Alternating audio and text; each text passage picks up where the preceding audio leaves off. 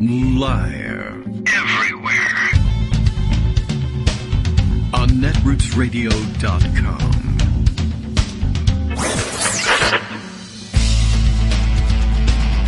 David Waldman. Kagro. In the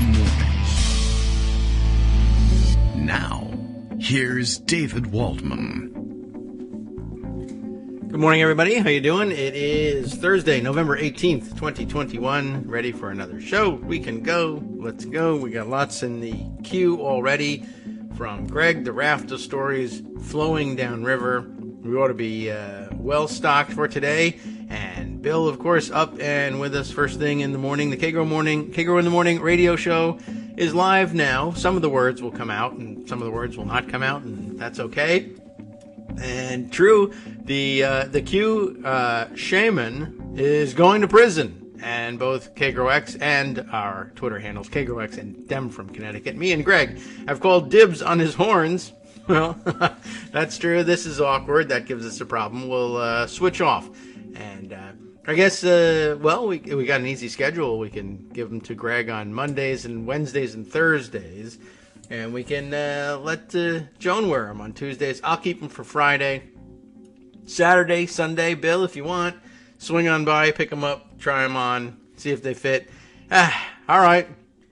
Oh, that's true. Greg points out that there are two horns on that hat, one for each. We could just split it right down the middle and work it out that way. True, there's a lot of movement today. It feels like things got done yesterday, a couple of small steps towards where we ought to have been for, I don't know, the last several months or whatever. The wackadoodle Q shaman ends up with a significant prison sentence, which probably has one, of course, it has a lot to do with the fact that he made his way all the way onto the floor of the Senate, which was not great in terms of getting yourself sentenced. Great for getting your picture taken, not so good for avoiding a long sentence. And, of course, the fact that he, dressed up and painted his face and carried a spear, there was really no avoiding one of the lengthier sentences. So I think it's 3+ years that he ends up. They sentence people in terms of months, so I can't recall offhand what they had. But I think it was something in the neighborhood of 41 months in prison. So that's a good 3+ years. Not quite 4. What can I tell you? That was coming to him, and I'm glad he got it. Although it did sound like he had done some thinking. Maybe his organic diet that we provided him while he was in jail cleared his head or helped him think things through. So he sounded quite contrite, which is not always the case with these January 6th defendants. But what are you going to do? The guy, showed up. My favorite shot of him is the one circulating with the sign, I guess, taped to his spear. I don't know, I don't think I ever saw that originally. I'm not certain whether that was something that got photoshopped in or whether he was actually there with the Q sent me sign taped to his spear, posing while he's still outside the Capitol building. And, of course, I had to add the caption, Q sent me to prison. And, he had a lot of time to think about it. And I guess he's pretty sorry, and now he'll have even more time to think about how sorry he is, and I hope it doesn't sour him even further, although it's hard to see him getting any crazier.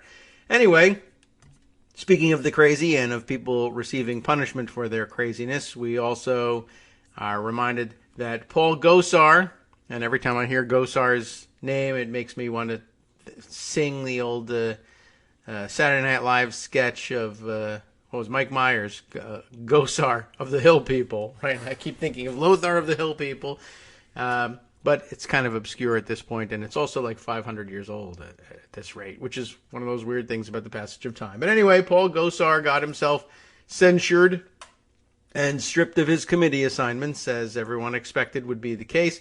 That's what happens when you threaten the lives of your fellow members of Congress, and there's a Democratic majority in place to do something about it. I don't know what happens when you do that and there's a Republican majority. I assume that if you do that and you're a Republican, you're good to go. You do it and you're a Democrat, and this is the payback they're talking about. And you don't even have to do that. You won't even get the chance to enjoy putting out some kind of weirdo anime death message. All you have to do is say, well, we think Democrats should fight for funding for our school children. And they'll say, fight? Why, that's an incitement to violence, and strip you of your committees. I guess that's the revenge that they have in store for everybody. And we should all be aware of it. We know that this is the sort of thing that they do fairly frequently. So, all right, I mean, we're in for it after the next time they're able to rig and steal elections and put themselves in charge. There was also a interesting story that we haven't gotten to yet, and although I think we had notice of it yesterday, but the FBI has been busy in Colorado raiding the homes of, all of the weirdos involved in the Mesa County, Colorado heist, essentially. You'll recall we may have mentioned a few weeks ago that the county clerk there in Mesa County, and really her name just doesn't come to mind, but we'll get to that story. We'll read her story later on. But this is the one who used her position to, give voice to the weirdo conspiracy theories and broke into the storage center where they were storing the electronic voting machines, bringing her pals with her, turning off the security cameras, and uploading uncertified software to the machines and downloading the machines' data, and in some cases, I guess, taking some of the hardware out of there as well. And she brought along with her a number of people who also all got their houses raided. And some of that includes some fun connections to some fun names. So when we get to reading that later on, I'll just tease you with that now, because Greg's here. He's got room for at least one of these horns from the Q Shaman and a lot of stories to share. So let's get started. Good morning, Greg. Good morning. Look, if you wear it on your forehead, then, it looks okay. I guess it works out. It doesn't look any sillier. It doesn't work as well if you try to wear it on one side of your head versus the other. You got to wear both for that. But if you just turn it around, 90 degrees and, try to wear it on your forehead, it should be fine. Okay, we'll try it that way. You do it. Oh, me first. Okay. Yeah, but it's radio, so nobody else will see it. It's going to bang into this microphone the way it's hanging, but okay. Ben Wakana, who is the one of the spokespeople for the government's COVID push, spokesperson for what they're doing, notes 2.6 million children aged 5 to 11 have already been vaccinated. Oh, all right. Good job, kids. That is 10% of all eligible kids vaccinated in 10 days. Hey. Right. It took 5 months for the polio vaccine to hit 10% of kids vaccinated. Of course, that had to be done orally. Yes, all right. On little sugar cubes, which I'm old enough to remember. Yeah. I don't know if is that any harder than the needles in terms of getting the kids to. Well, the logistics of getting this stuff all over the place, But they made sugar cubes in those days. Yeah, right. My grandfather used to drink, tea by putting the sugar between his teeth and then just sipping it, but that was the Russian way. Yeah, sugar cubes, that's an interesting thing. They still make them, but I'm curious, why they even started with that. I don't know. Because you need them to make models for, your fourth grade school project. I guess so. I don't know. It seems like a weird thing. Seems like it's something that the Japanese would come up with now. Cubicle sugar, But it's an issue. This vaccination stuff. Yes. So we're going to spend a little bit of time talking about Germany and what's going on in Germany. And we do that because what happens in Europe sometimes comes here. And so in advance, for native German speakers, I apologize for mangling the names. But active cases in Germany are spiking up. I mean, the spike, I put that it's in blue, at the very, very end of the stuff I sent you this morning. And, the shape, the slope of that curve looks like India when Delta hit. Oh, yeah. It's just straight up. Oh, I see it now. And that's not good. No. So that's from World Meters. Corona spiking. And we have another Germany coronavirus case map tracker. Yes, okay. Because World Meters doesn't break out the regions in Germany. And there's a lot of parallels between what's going on there and the general situation of what's going on here, except they have some wrinkles that I think are important. First of all, the individual areas, the regions, which correspond to our states, are administered by ministers of various and sundry parties. And there are conservative areas like Bavaria or Saxony, where Dresden is on the east, where the vaccination rate is relatively low. So that part, should feel familiar to us. It's relatively familiar. They have not made a big push to vaccinate kids. Their pharmacies are not allowed to vaccinate people. The pharmacists aren't yet given permission to do so. All right. And one of the things that makes it really complicated is that in some ways, large cities like Berlin are their own regional areas. They're kind of like city-states administratively. Sure. But there is no national agreement about how to approach the whole pandemic. And in German, the ways that the individual areas decide to promote or not promote prevention have to do with, just like here, do you mask kids in school or do you not? There's no agreement. And then a lot of the places like restaurants and bars operate under, at least the way it's translated to English, is under the G system. In German, the words for have you been vaccinated or have you had previous evidence that you've been sick, and have you been tested? All right. So to go to a bar, you have to show evidence that you've got the G's. I can show you that I've been vaccinated, and I can show you I've been tested.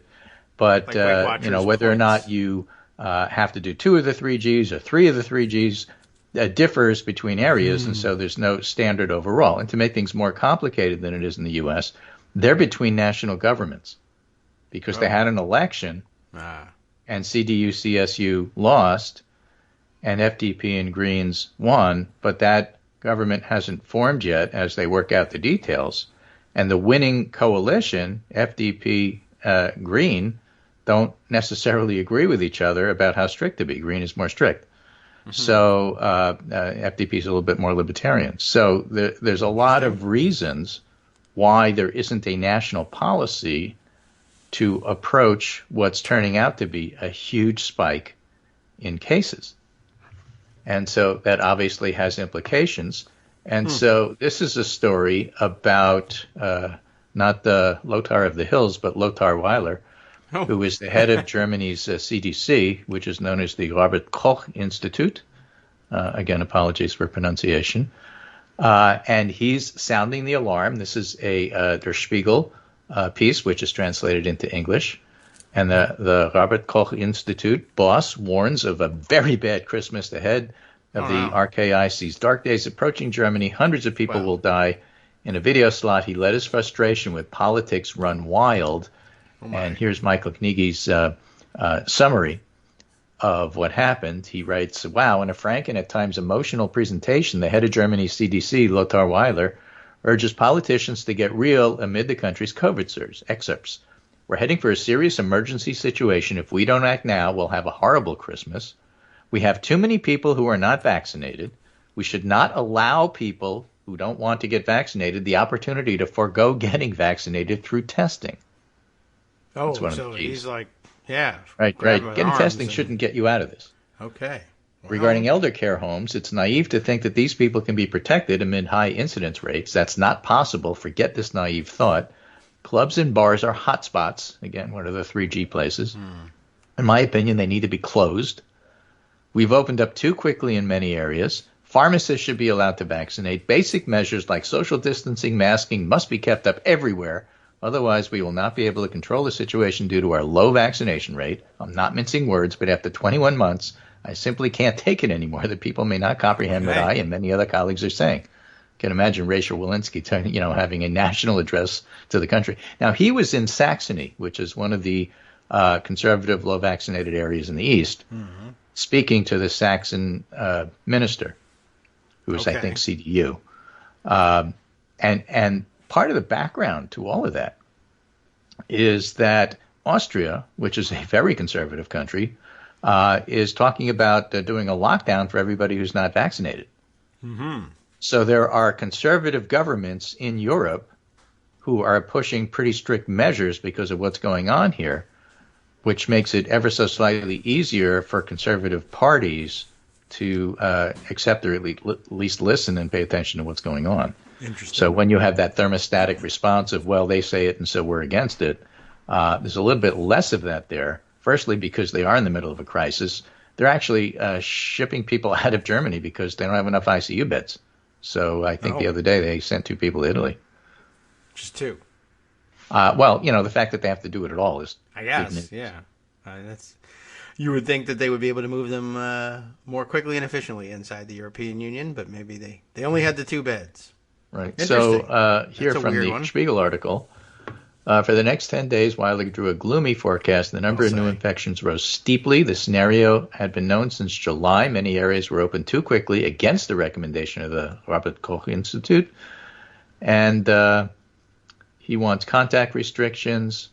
Hotspots like clubs and bars should be closed. And then he advocated 2G rules. 2G, not 3. Remember, we're talking about the 2G rules. We mustn't give those who don't get vaccinated the chance to bypass the vaccination by testing. So you either have to be vaccinated or have had the illness, and getting tested shouldn't be included. So it's a 2G and not a 3G approach. Right. Vaccinate or 1G, GTFO. Right. So fascinating story. And, again, what happens in Europe doesn't necessarily stay in Europe. And so the idea that a relatively well-vaccinated, well-run Western country like Germany is in the throes of a big spike, how is that so different than the United States in terms of what to expect? We have a lot of people who are vaccinated, which is great. And we've had a lot of people who were previously infected, which is good, but not quite as good as getting vaccinated. And yet we have pockets where people aren't vaccinated. And that includes children, because we've just started the children's program, even though it's going okay, for the first 10 days.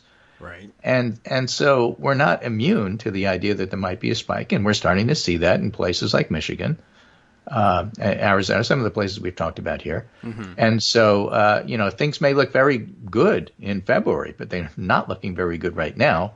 And that, of course, has public health implications, but it also has political implications in terms of how people view Democrats. So, that's part of the background for everything that's going on. So I thought it was important to go over that. Yes. Well, the last year or so, it's kind of worked the way that Europe has had their spike, and then it kind of works its way across the Atlantic, and a few weeks later we have it too. It's not necessarily the case now that there's been vaccinations out in circulation, but we'll see.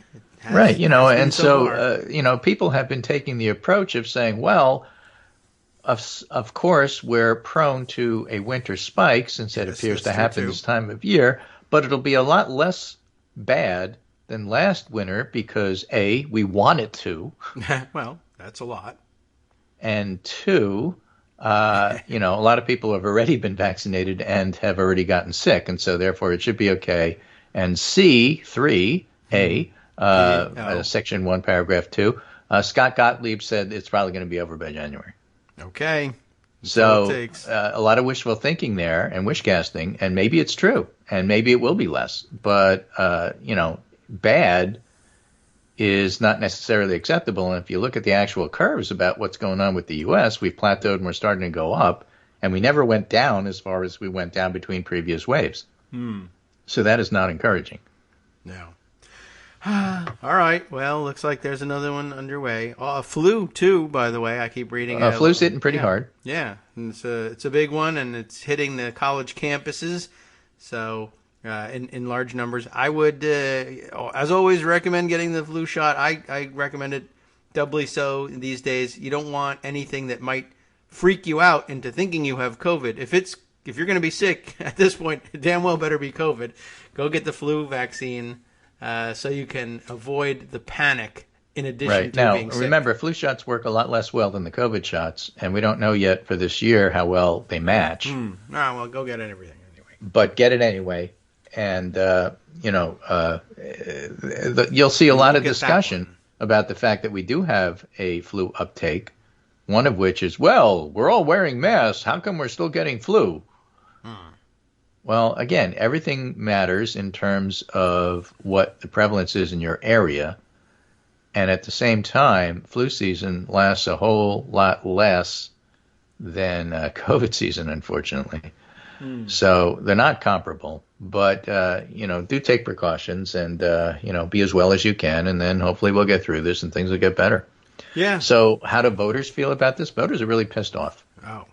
Now, for the most part, sorry, guys. And Jordan Weissman has a terrific graph that I sent you.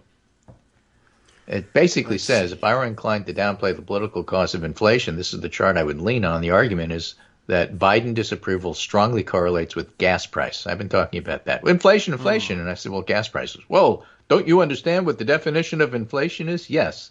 But people don't Google inflation or look up the definition of inflation. They go to the pump and they see how much gas costs. Right. So let's get practical here. Okay. I don't really care what the rest of the economy is doing. Along the roads.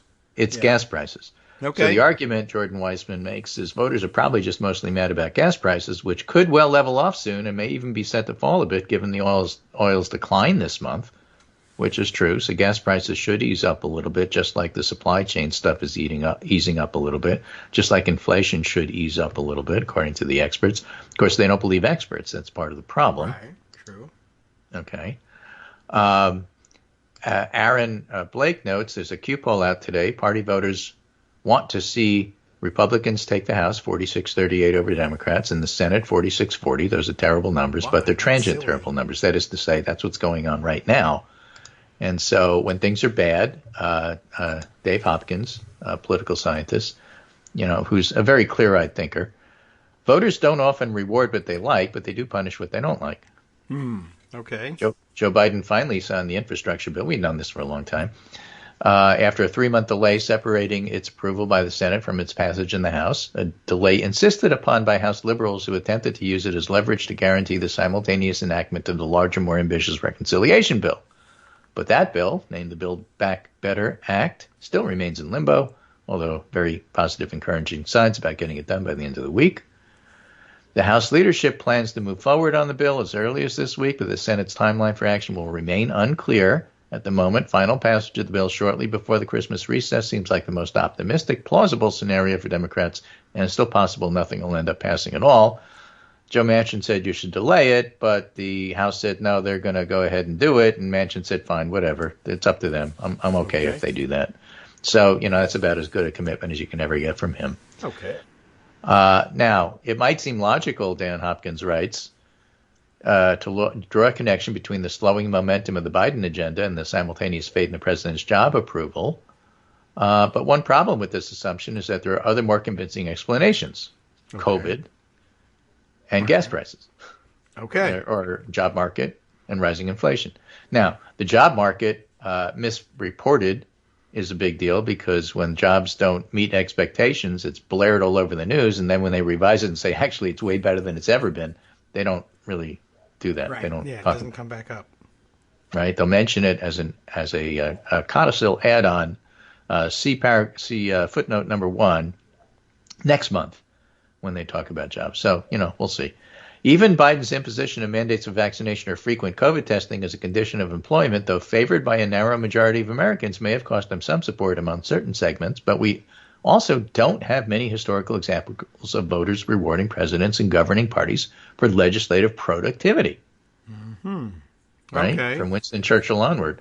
Anyone who would wish electoral outcomes to serve as a reliable means of rewarding legislative achievement and punishing legislative inertia will find the pattern endlessly infuriating, but it's a good reason why the importance of new policy should not be judged through the lens of its potential short-term electoral consequences. We know that. We were making that argument with the Affordable Care Act. Democrats paid a heavy political cost for passing the ACA in 2010, which contributed to their loss in the House for what turned out to be 8 years. But when Republicans sought to capitalize on public dissatisfaction, the direction of popular sentiment immediately swung in the other direction, and House Democrats found themselves back in the majority. So a party expecting an electoral reward for enacting new laws may just need a lot of patience. The political payoff, if it comes at all, may not be realized until the opposition comes to power and tries to undo the accomplishments of its predecessors. So basically, according to the Quinnipiac poll, Republicans are popular right now, and the best way to make them unpopular is to put them in power.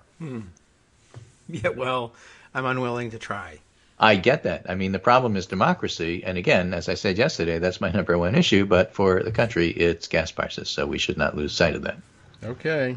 They should put little signs about the state of democracy along the side of the road. Then everyone will. They should. Matt Iglesias notes many people are saying we should fund the tax policy beyond CBO scores. I think we should talk more about the non-revenue benefits of ending the culture of impunity for rich criminals. This comes from a Larry Summers op-ed in the Washington Post that says IRS reform will generate a lot more revenue than the CBO thinks. So, yeah, it'll pay for itself. And not only that, getting tax cheats to pay their taxes is good. And Matt Iglesias said it's not just good finance, it's good policy. Okay. I mean, sure, why not? And interestingly, you know who a lot of the tax scofflaws are? Those very small and medium-sized businessmen who vote Republican and then move to Florida. Yes, well, they're the backbone of America. The backbone of America hates IRS reform. Yeah, because they got to pay for their backbone, I guess. I don't know what they're paying for, but not the rest of us, that's for sure. Right? Dana Milbank notes, by condoning threats and intimidation in the People's House, Kevin McCarthy is inviting actual violence and signing democracy's death warrant. Political scientist Brendan Nyhan notes, there's always been kooks and extremists in Congress, but the difference is the increasing acceptance of real and threatened political violence. Yeah. That is a far more profound threat. Of course, that, again, is my number one issue, but people vote gas prices. So we'll talk about Dana Milbank's column on that after the break. Oh, okay. And we can insert the short and stupid idea shared with us by Kate Sherrill that Matt Gaetz, looking to elbow his way into the news and not being extreme enough to get airtime these days, now says he's thinking he's open to hiring Kyle Rittenhouse as a congressional intern if he's later looking for new ways of helping the country in additional ways. Big help he'll be. Hi, I'm Scott Anderson, the guy that writes the daily summary for this show, Kagro in the Morning. Thank you to everyone that supports this show. Many of you send donations through PayPal, Patreon, Square Cash, Radio Public, and so on. Some of you write your own essays and send them in, or read articles with your own commentary. We appreciate it. Now, some of you are listening to this and thinking, I'd like to help, but isn't there something I could do that wouldn't require money or effort? Why, yes, there is. You can just like us. On Daily Kos, they call it the recommend button. YouTube has a thumbs up.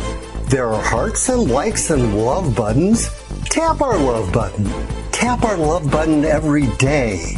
Share our shows and summaries on Facebook and Twitter, YouTube and iTunes, Stitcher and Amazon. Most of these places allow you to write a review, so a sentence or two would be great.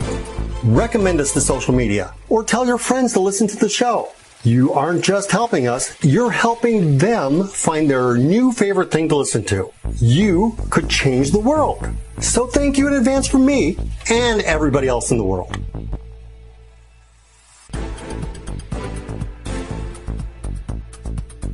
All right, welcome back now to the Kagro One Morning Show. I don't know, slurring my words. I'm falling asleep at the microphone. But welcome back to the show. Greg Dworkin's still here. He's still awake, so well, I am, but I was talking. I mean, my segment was so boring I put David to sleep. But one thing I just sent them that I thought was of interest is this morning's Morning Consult poll, which talks about America's governors, who's popular and who's not. To give you an idea of the try to figure out the voter, good luck to you. I love the pundits who explain to us what voters are thinking. Okay, explain this.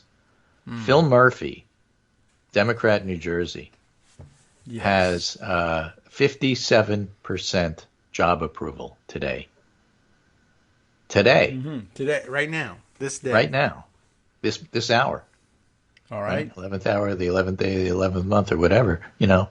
But at the beginning of the month, he barely won re-election in New Jersey. So you have a lot of voters in New Jersey saying, look, I like him. I like the guy. He's doing a great job, but I'm not going to vote for him. They want to have a beer with him? What do they want? I don't know.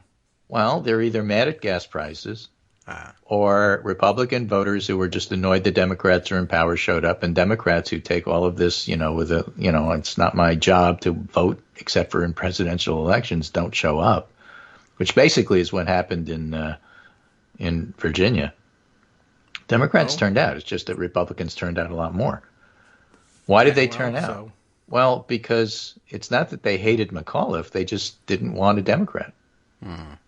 And Democrats, just don't feel the same partisan thermostatic response when their guys are in power. But put a Republican in power and we'll see what happens. Well, maybe. Now, who are the popular governors? It won't Phil matter Scott, next who time. decided not to run for the Senate. Oh, He's at 79%.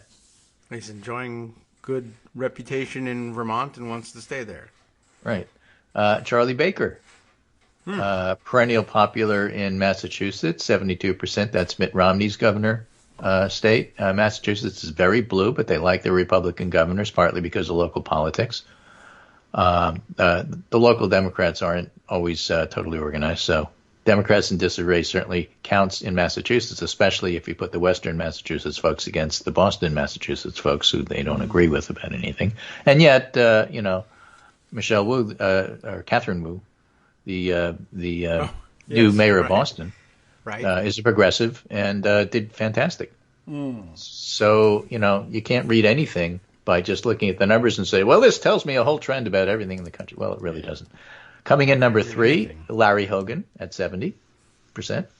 Yes. Kristen Sununu, who also decided not to run for the Senate, at 67%, which gives you an idea that on the one hand, Republicans are having trouble recruiting good candidates for the Senate, and on the other hand, in that kind of environment, it may not matter unless gas prices get better. Then Mark Gordon of Wyoming at 66%. Now, why do I mention Mark Gordon of Wyoming? I don't know all that much about Mark Gordon of Wyoming, but Vermont, Massachusetts, Maryland, and New Hampshire, the first 4 states, basically voted for Biden. And yet they still have Republican governors. Right. And Wyoming, of course, didn't vote for Biden by a lot and has a Republican governor. And no one knows who he is. And then Jim Justice, same as Wyoming. West Virginia, very popular. And the most popular Democratic governor in the country comes next, and his name is Ned Lamont. He's from Connecticut. All right. 64. Yeah. Just following in the heels of Ned Lamont is Kay Ivey from Alabama at 62. Mike DeWine in Ohio, 62. Spencer Cox, Utah, 62. Doug Burgum, North Dakota. Points if you knew that was the governor of North Dakota. Yeah, really. Greg Gianforte, Republican, Montana. And then you finally get another Democrat, Dan McKee, Rhode Island, 59. Kristi Noem after that, South Dakota, 58. Indiana, Eric Holcomb, 57. Mike Dunleavy, Alaska, 57. Finally, you get another Democrat, Janet Mills. So this gives you an idea what's going on here. So Mills, Paulus, of Colorado, and Phil Murphy of New Jersey are all in at 57. Then you start to see some Democrats. Gavin Newsom at 56. Gavin Newsom had a slightly lower approval rating than the governor of New Jersey, but won in a blowout. Oh, yeah, that's true. And that's partly because he was running against a nutcase. Yeah, and probably partly because it was what? It was a recall, and it was a recall that people didn't think was appropriate, but that doesn't always mean anything. See Arnold Schwarzenegger. So, it's just all over the place. 1 recall was exciting, and 2 recalls seemed like bull, so, we can't just be doing this every time there's a Democrat. Come on. Right. So, but again, it gives you an idea of what's going on in the country. Republicans right now are popular, and Democrats are not. And even when they are popular, people still won't vote for them. And why is that? One is that Democrats appear to be in disarray. Second, the media portrays Democrats as being disarray. The real disarray comes from not getting their act together on what they're trying to do in Congress. And the way the media portrays it is never going to be flattering. And so you have all of that. And, it's a mess. And the fact that democracy is in the balance just doesn't get covered. There's a piece here from Dana Milbank. Paul Gosar killed his colleague in a cartoon. Kevin McCarthy's killing democracy in real life. One of the interesting things is Gosar, of course, famously tweeted around a anime doctored video showing him killing Alexandria Ocasio-Cortez with a sword. Yes. Right? But then he said, well, I didn't really mean any violence by that, so he deleted it. And then his Republican colleagues said, look, he made a mistake. You shouldn't censure him for that. And so we're not going to support what the Democrats are doing. Right. Peter Meyer, Republican who voted for impeachment, said, his real big problem is that he associates with white nationalists, but that's not what's on the agenda here, and so I'm voting to support him. Huh. Okay, interesting. And then he loses the vote. He was censored, and he did get kicked off of a couple of committees, and as soon as that happens, he retweets the thing that he said he accidentally didn't realize he was tweeting in terms of what it meant. So as soon as the vote was down, he goes and he does it. So all of the Republicans who said, well, I'm supporting him because he was sorry and he took it down, have nothing to say after he goes around and tweets it again. So is that a big deal? Yeah, it's a big deal. Advocating violence against your opponents is a big deal. Is that an issue to voters? No, they care about gas prices. And you don't have to like it. That's the way it is. Boo. I don't. Right. Here's an interesting thing that happened, because we were talking about it on the show yesterday.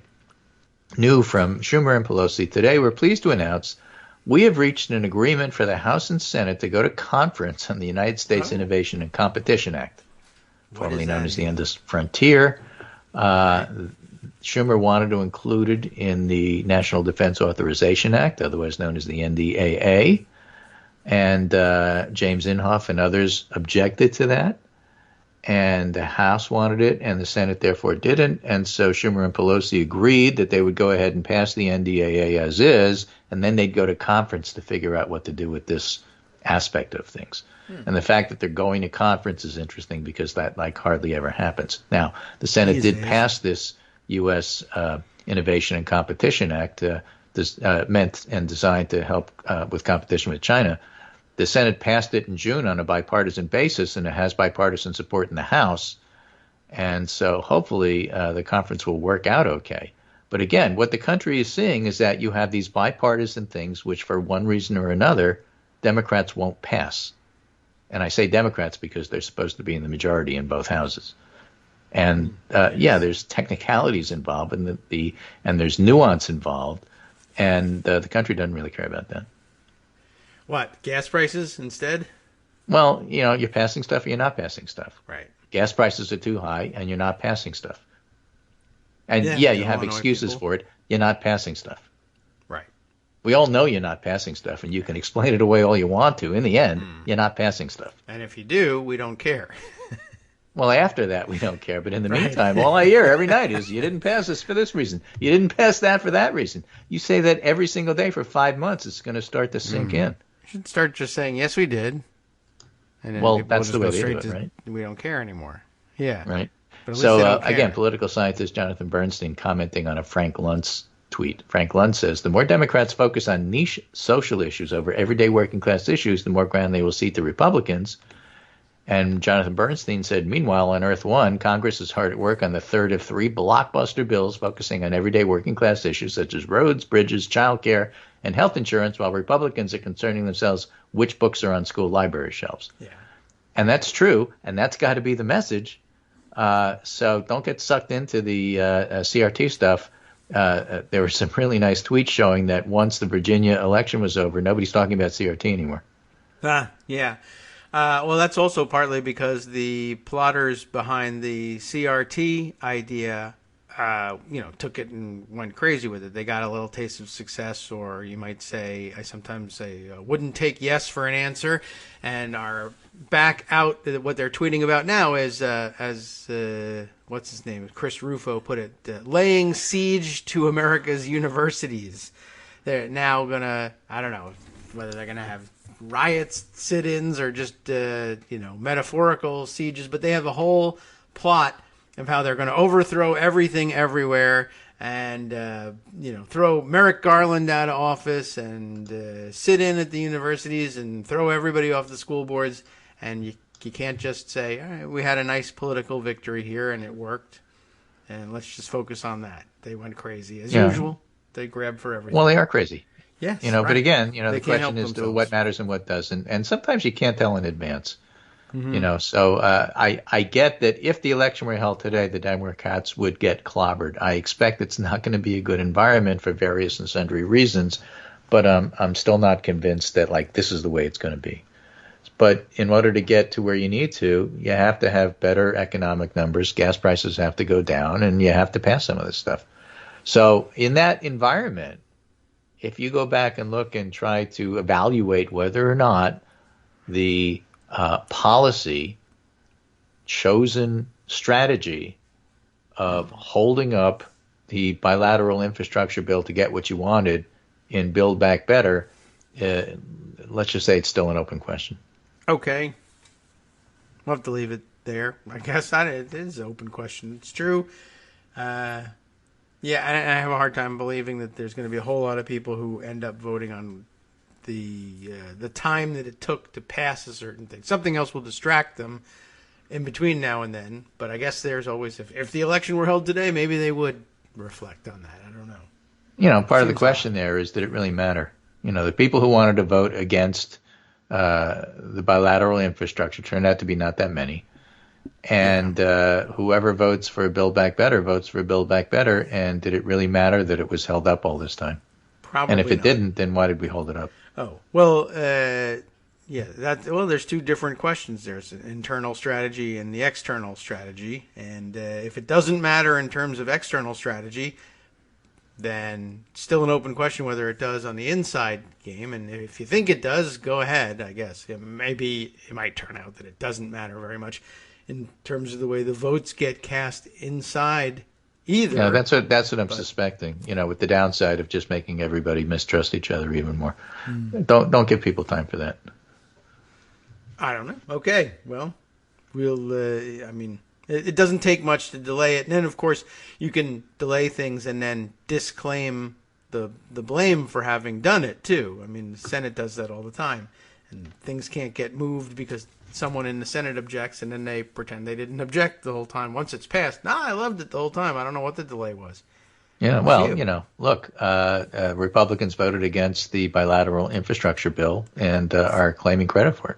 That's right. That's the usual it's just MO. That's how it works. So you got to figure that. We should begin calling it by. I've been calling it stolen valor, the way that they used to do with right. claims of military background. Well, the best way to frame it, I think, is really, Republicans are trying to claim credit for the Democratic bill. Yeah, which they voted against and say they hate. Which they voted against, yeah. And they it's pretty simple, and nuance, that's not a difficult message. And it should be just repeated and repeated because adults learn by repetition. Let me say that again. Adults learn by repetition, so that's how it goes. Who does? There's an interesting piece here that Reuters had in July that I want to remind people of, just because I heard it come up in a couple of different contexts. Exclusive, the QAnon shaman in plea negotiations after mental health diagnosis. Yes. The participant in the January 6 U.S. Capitol riots, nicknamed the QAnon shaman, which is Jacob Chansley, is negotiating a possible plea deal after prison psychologists found he suffers from a variety of mental illnesses, his attorney said, including transient schizophrenia, bipolar disorder, depression, and anxiety. Okay. Now, are they saying that because he was in jail and they wanted to get him off? Are they saying that because they wanted his sentencing affected by it? I mention it because I heard this done in the context of, he made a coherent statement. He doesn't sound mentally ill. Mm-hmm. And, statements and thinking like that actually does a disservice because one thing has nothing to do with another. Well, you can have mental illness and look fine, pure fine. You can be, you can look like you're totally incoherent and have nothing wrong with you. Oh, well, yes, of course. I guess the opposites are also possible. You can look so one thing has nothing to do with the other. So you can't look at his statement and say, well, we don't have to pay attention to that part of things. Yeah, you still do. Okay. So, just thought I'd mention that. Yeah, no, I was interested in his, I was actually interested in he sounded like he kind of had it together when it came to sentencing the other day. Exactly, that's what I'm saying. Oh, well, yeah, it wasn't. Look, he sounded like he had it together. How could he be mentally ill? Oh, I didn't. They are not related concepts. I said sort of, I hate, you almost hate to see him sentenced when he gets to the point where, you know what, I've got my head together and I realize how stupid the thing I did was. Yeah, all right, well, I'm glad you have got your wits about you, but you did do that thing, and you're going to have to serve this term. Right, the other side of the coin is if he's really bipolar, what day of the week are we talking about? Right, next week, right, he might be right back to, where's my hat again? What happened to the horns? Who took these things? Yeah. And then he comes after us. Right. Because you got one and I got one. Right. I gave mine to the Germans early on in the show. I figured if there's only going to be one spike on the thing, that's their thing. That's their hat. So they can have it. I gave mine to Braveheart because it looked like it fit better. So I'm using it as a drinking horn. Sure. Right. It's an interesting little side piece here, which isn't fully fleshed out, that I noticed from Seth Maskett, yet another political scientist. This is one of the things on Twitter I follow, is the political scientist. And I guess the Center on American Politics at the University of Denver had a political scientist there giving a lecture whose name is Salaya, and doesn't have a first name here, and I didn't have time to look it up. And Seth Maskett is tweeting some of the comments he made, and one of them was, "Stop with the gotcha memes. Attacking people in snarky ways may feel right, but doesn't change minds and actually increases polarization and resistance to your ideas." This follows the lengthy discussion we had yesterday, if anybody stayed with us, about hostile aliens. Right. And, if you missed the discussion yesterday, basically Trumpers are hostile aliens, and if you treat them accordingly, you'll understand that anything they say you automatically distrust, and so you should, keep that in mind when you listen to people. Maybe fight against that at first glance, because that's going to be your reaction. And he says it, but here's the interesting part. When identifying himself to people as an academic, it leads to immediate stereotyping and rejection of his views. But talking to the same people and identifying himself as a veteran, people were more likely to listen to him and speak empathetically. Same person, same comments, same audience, very different reaction. Okay. I thought that was interesting. Yes. So he said, you can appeal to a person who's effectively polarized by appealing to their individual identity, treating them as though they have the traits you want them to have. So rather than assuming that they're hostile aliens, right, what you can do is say, "Oh, you're from Australia. Well, I like barbecue." I guess. Foster. And let's at least find some common ground here that we can talk about stuff. I guess. And start from there. And someone else made the comment, what's the difference between identifying yourself if you have something to say about COVID? Do you identify yourself as a scientist or as a professor? No. Those are not the same thing. They're not great choices for most people, but all right. Yeah, what? Scientist, professor, or doctor. I mean, those are not the same thing. So depending upon how you identify yourself, your first listen might be taken differently. Well, I guess so. Right, with professors ranking lowest, obviously. Doctors probably highest and scientists in the middle. Unless you're talking about, have you done the research? Then if you identify yourself as a scientist, then maybe that's a little higher. But, again, talking or if we're talking about something, do you identify yourself as a local? Right? I do national politics. Yeah, well, yes, what do you know about the Virginia election? Well, actually, I live in Virginia, and so as a local, I could tell you a little bit about the school board. Not because I'm a national figure who does a podcast and talks about national politics, but I live here in Loudoun, and I've seen what happens at the school board. That's a completely different way of saying the same thing, talking to the same audience, but coming across differently based on who you identify yourself as. Well, that was their strategy here. The people who were complaining about these things were, I didn't do enough of telling everybody. Well, you did, because every time I talked about it, you're from Loudoun, what do you think about it? And so we heard quite a bit about what was going on locally, and it was great. Yeah, we did get that, and they employed it to great effect. Of course, the people who were on staff in the Senate for Republican senators who happen to live here. And right. It was a Tip O'Neill, all politics is local sort of thing, even though when it's national. Parent. Right. Well. Yeah, exactly. I'm a parent. And say, well, yeah, but you're also a nutcase and you're a Republican operative and you have like nine. Yes, but I'm a parent. So let me talk to you about being a parent. And well, if you're going to be a parent talking to the school board, you're going to get a very different reception than if you identify yourself as a Republican operative. That is true. Try to always go with veteran if you can. Yeah, or be a veterinarian. I'm a veteran parent. Yeah. I just speak slowly. I'm a veterinarian. and hope they don't hear the last part. Although they might like animals. Who knows? Okay, play to your strengths, I suppose. Not a bad strategy. All right. Anything else that needs to be snuck? What's the actual past tense? In there? Or what tense are we in if I'm talking about this? Never mind. We don't need to spend any more time on that. But if there's anything else to drop, go ahead. Or if it occurs to you later, drop it in the messages. I'll pass it on. But yeah, time to catch up with some of the real super crazy today.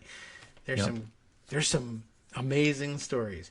Right, and I'll leave that for you. But with that, it's the end of the week for me, end of Thursday. And I'll be back on Monday, right? You'll be here? Yes, that's the plan. I've learned to check. Figure out what else we're doing for the rest of the week. Still haven't figured that. These things occur to me very late in the game. Like, oh yeah, next week there's going to be Thanksgiving. Do we want to be on? Do we want to be off? I don't know.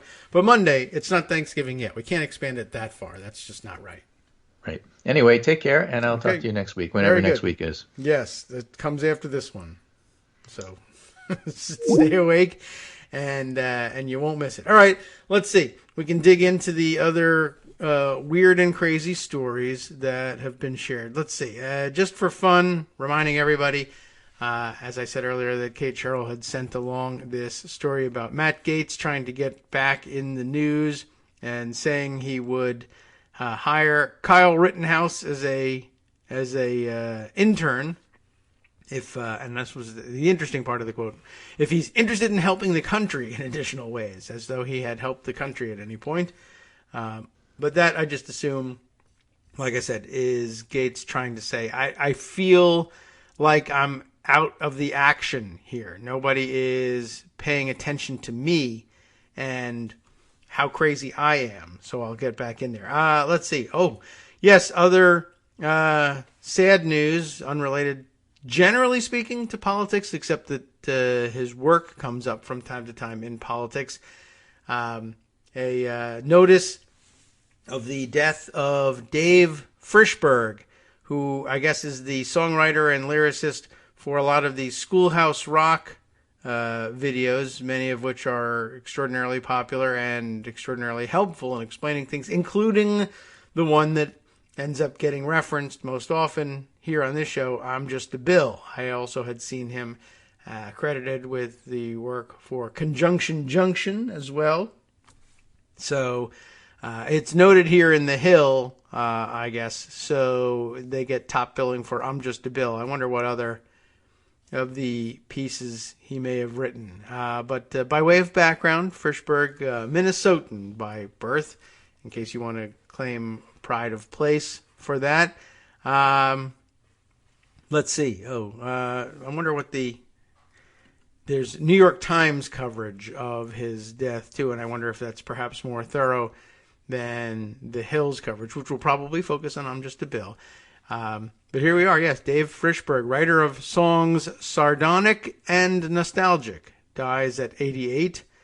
A gifted jazz pianist and singer with a limited range but a distinctive voice, he wrote mostly for grown-ups but reached his largest audience on Schoolhouse Rock. You know, New York Times has a special gift, I think, for writing these sorts of obituaries and filling out the picture of the people that we're talking about, more so than The Hill does, which is why I'm going to go with their write-up on this. And I think we can do it pretty quickly, but it's not a political story, but interesting offbeat news and a real figure in a lot of lives these days. People who grew up with his work and never really got a chance to find out who he was. Dave Frishberg, the jazz songwriter whose sardonic wit as a lyricist and melodic cleverness as a composer placed him in the top echelon of his craft, died on Wednesday in Portland, Oregon. He was 88. His wife, April Magnuson, confirmed the death. Mr. Frishberg, who also played piano and sang, was an anomaly, if not an anachronism, in American popular music. An accomplished, unregenerate, do I have that right?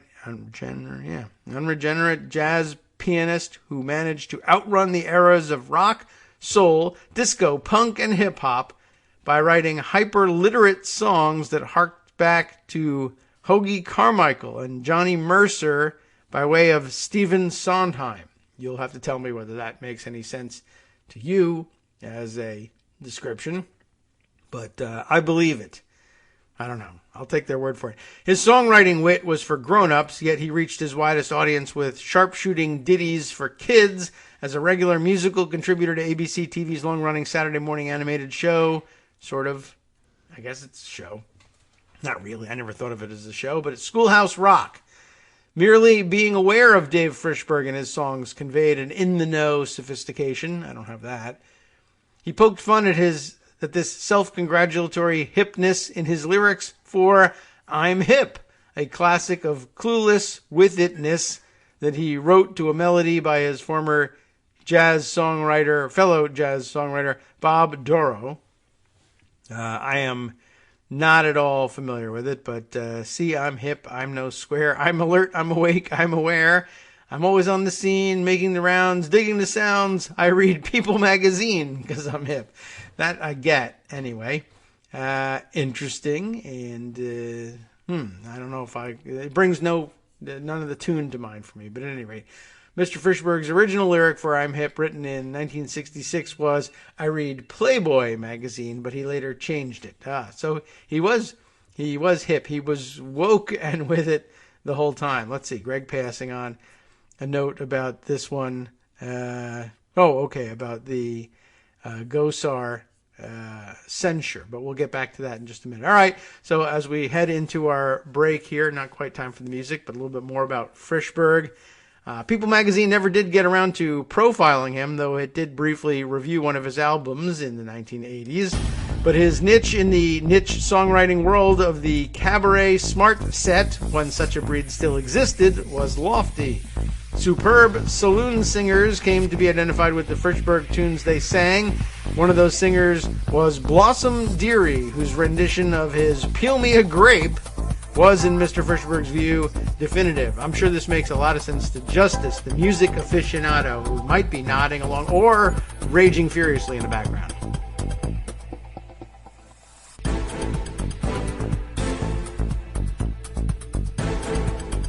Welcome back now to the Kagro in the Morning Show here on Networks Radio. All right, let's see. I'm getting the sense that going with the New York Times write-up might have been a mistake for anyone who's not like a really seriously clued in music aficionado. But if you are one, I definitely recommend taking a look at that. The Hill is a little less florid, I guess, in their language. But yeah, pointing out that he seems to be ironically best known for I'm Just a Bill, despite the fact that music aficionados might know him for a number of other reasons. By way of background, though, this part of the article still of interest. David Lee Frishberg, that's a good combination, David Lee, born on March 23rd, 1933 in St. Paul, Minnesota, the youngest of three sons of Harry and Sarah Cohen Frishberg. His father, who owned a clothing store, was an emigre from Poland. His mother, native-born Minnesotan. He began sketching athletes, how about that, from news photos when he was 7 and hoped to become a sports illustrator. But you know what happened to that. They started a magazine and it killed the whole thing. Sports Illustrated, I guess. But he also listened closely to music growing up and could sing the entire score of The Mikado and other Gilbert and Sullivan operettas. His brother Mort, a self-taught blues piano player, soon steered him toward jazz and blues records and to the keyboard, where the teenage Mr. Frishberg replicated by ear the boogie-woogie styles of Pete Johnson and Meade Lux Lewis before discovering the modernist pianism of bebop. Wow, what a New York Timesy article. Well, let's see. Moving on to the rest of his background, in case you were looking for commonality. After graduating from St. Paul Central High School, Mr. Frishberg briefly attended Stanford University before returning home to enroll at the University of Minnesota. Though he was already a semi-regular on the local jazz scene, his sight-reading skills were too poor for a formal music degree. Instead, he flirted with majoring in psychology before gravitating to journalism. How about that? And securing his degree in 1955. Then, 2 years in the Air Force as a recruiter to fulfill his ROTC obligations. Then in 1957, hired by the New York radio station WNEW to write advertising scripts and other material for its disc jockeys and announcers. He quickly forsook WNEW to write catalog copy for RCA Victor Records, and then finally stepped out as a working solo pianist with the late night slot at the Duplex Cabaret in Greenwich Village. Boy, a lot of musical history wrapped up in this. Anyway, I'll turn it over to you for reading on your own time. Right now, you and I are both here, and that does make it our time, but I want to turn away from the rest of the background and history. But yeah, there you go. The big key for most of us, the 1975 invitation to contribute to the Schoolhouse Rock project through a friend of his and collaborator who was mentioned earlier, right? We were reading about him earlier, Mr. Duro, right? So yeah, I'm just not familiar with the jazz scene enough to know, but I'm sure I'm picturing Justice hopping up and down wanting to talk about it. Maybe he can pick it up on his show in the next day or so. Yeah, Bob Duro, who he had worked with on I'm Hip, right? Okay. And he's the one who got him in on the Schoolhouse Rock project. So that's kind of interesting too. All right. Well, just noting that, and now we can move on to the seriously crazy with what's in pocket. Just some more developments. I guess the excerpt of the day, which is really from yesterday, from the Jonathan Karl book. No, I don't think I saw any brand new bombshell being excerpted today, but maybe I missed it early in the morning. If you've got an idea of what that might be and you want to pass it along, go ahead. Maybe the KITM hashtag on Twitter would be a good way to get it through. This next one that I wanted to share with you. Okay. Let's see. Very interesting. Just, I guess, good closing note on what we were just reading. Kate now adds this to the story that we just shared. There's a documentary called Obit about the New York Times obituary writers. That's very interesting. That does sound interesting because they really do find ways of making. I mean, I like to read them all the time because they turn out just such fascinating material about the people, and they make such an effort to do that. I think it's very nice. So that's interesting. And she provides a link to that, and maybe we can put that tweet in the roundup today so you can find the Obit documentary. You might be interested in checking that out yourself. All right, let's see. Other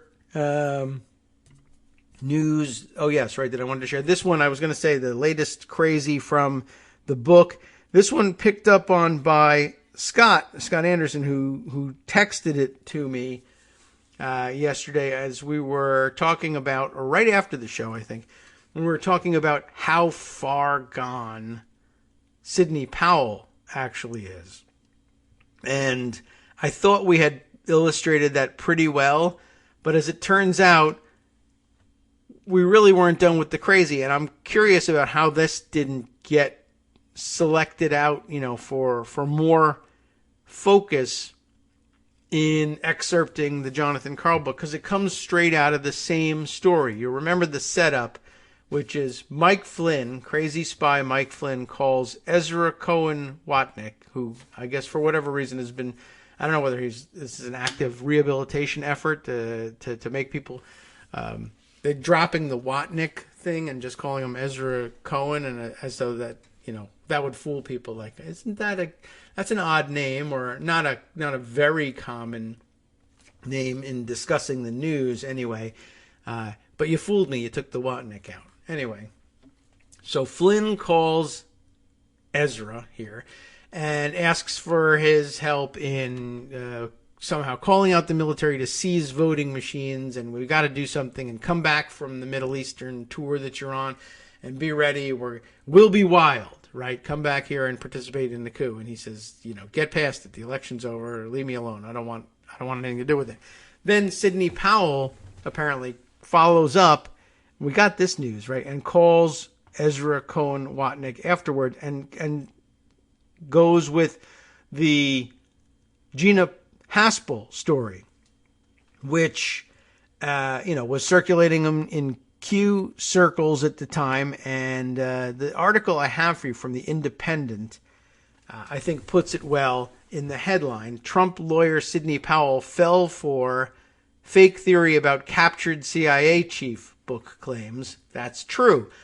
But that headline puts them right in line with everybody else who wrote about the story, so there was no particular reason to read on except what Scott highlighted. Now, the Independent's article is paywalled, but their paywall is faulty, which means that you can read around it by parking the story in Pocket and reading the Pocket version. There's formatting issues, etc., but you still get the meat of the story. And wait till you find out what rotten meat there is at the center of all this. And I feel like the only way to do justice to it might be to read their article as presented so that we get around to the really crazy stuff. I feel like jumping straight to it might blow your mind, so we'll take it slow. Andrew Feinberg, the writer for this piece, Trump lawyer Sidney Powell fell for fake theory about captured CIA chief, book claims. Yes, okay.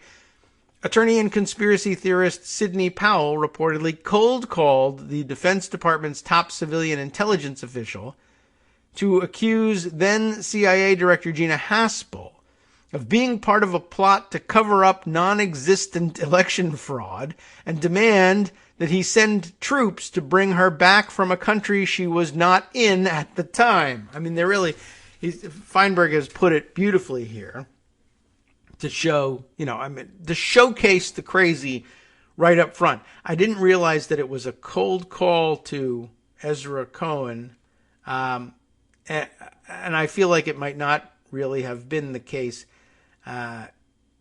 entirely that it was cold, because I would guess that Flynn probably said, you should call this guy.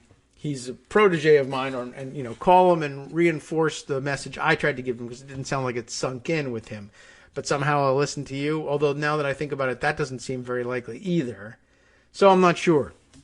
It may or may not be that Sidney Powell had no idea that Mike Flynn had just called Ezra Cohen, but it sounded like from the initial report that we read yesterday, like that was a coordinated set of calls. Maybe it wasn't. Anyway, that's not really the point.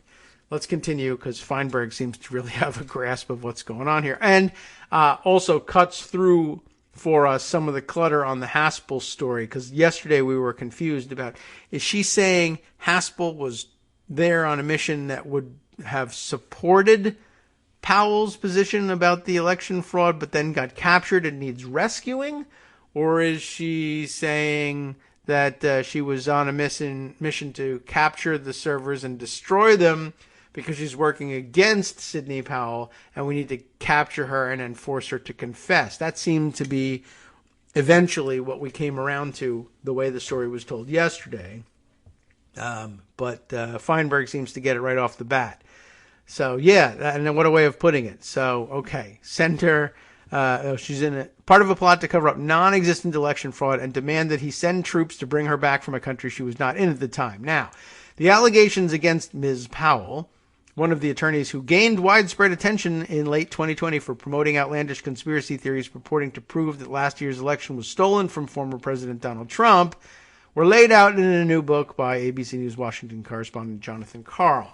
I think here there was much more Feinberg could have done in laying out exactly who she was, and and not just like one of the attorneys, like one of the top attorneys that Trump wanted around him, then had to disavow, and then tried to bring back in. Again, remember, as I said yesterday, subsequent to this episode with Gina Haspel, and then the surprise twist that we'll get to in a minute, subsequent to that, he's still inviting her into the Oval Office and considering, remember briefly, considering leaving her behind as special counsel to investigate the election fraud that didn't exist. And wouldn't that have been something? Because imagine trying to deal with the federal government personnel rules without breaking norms to try to get rid of an embedded crazy-ass Sidney Powell. stuck in the middle of the government investigating the investigators the way we're still stuck with John Durham and his garbage. Anyway, let's get to the real nuttery. In Betrayal, the final act of the Trump show, Mr. Carl reports that Ms. Powell somehow obtained the direct office phone number for Ezra Cohen, a former protege of former National Security Advisor Michael Flynn, who was then the acting Undersecretary of Defense for Intelligence, and made an unsolicited call to his office in late November 2020. Now, again, I find it hard to believe that the somehow obtained and the fact that he's a former protege of Mike Flynn isn't connected into Mike Flynn gave her the number. But maybe that was not the case, or maybe at least it was unconfirmed that it was the case. Seems like an odd hedge. But okay, you only put out what you can prove. So she calls Cohen and says, CIA director, that's in brackets, she adds that. But just starts off with, Gina Haspel has been hurt and taken into custody in Germany. Ms. Powell reportedly told Mr. Cohen, who was shocked to discover that the now notorious lawyer had been able to obtain a phone number that normally rang with calls from inside the Pentagon or the White House. Gee whiz, I wonder who could have given her the number.